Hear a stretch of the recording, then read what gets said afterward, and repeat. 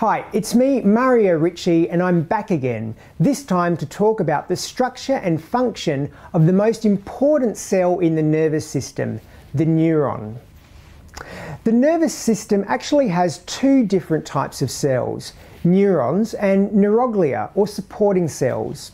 But neurons are responsible for most of the unique functions of the nervous system, like controlling muscles and organs, as well as sensation and of course memory. Here's a drawing of a typical neuron. Most neurons have three components: a cell body, dendrites, and an axon.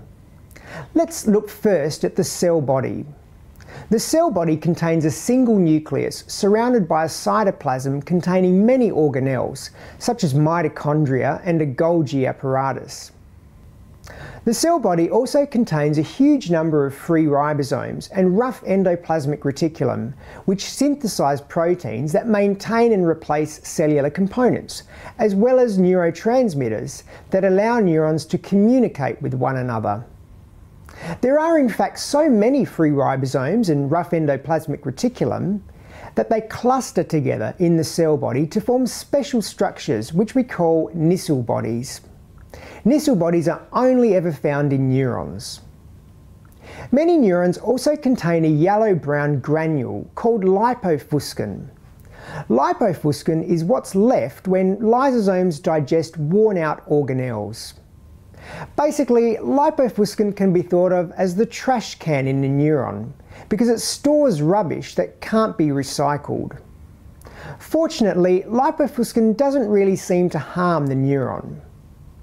The cytoskeleton of the cell body also contains microtubules and special intermediate filaments called neurofibrils.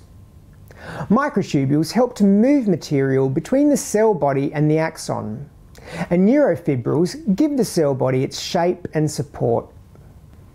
Let's look at the second part of a neuron, the dendrites. Dendrites are branched processes that usually arise from the cell body. Here's a fun fact. Dendrites were named for their resemblance to branches on a tree.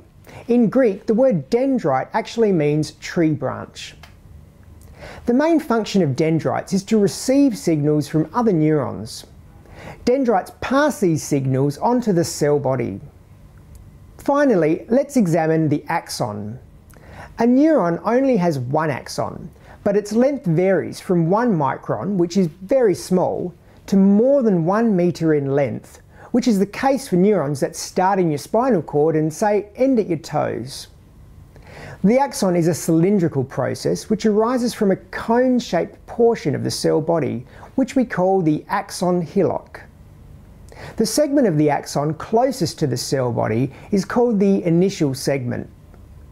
The cytoplasm of an axon is called the axoplasm, and it contains microtubules and neurofibrils, which move material along the axon and support the axon. Axons are surrounded by support cells. In the central nervous system, these support cells are called oligodendrocytes.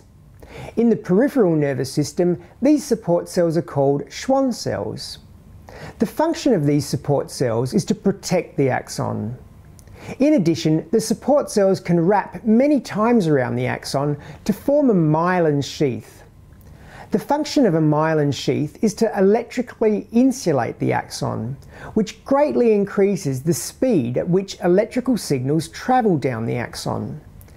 Think of the myelin sheath as like the plastic coating around an electrical wire or power cord. Just like myelin, this plastic coating insulates the electrical signal travelling along the wire.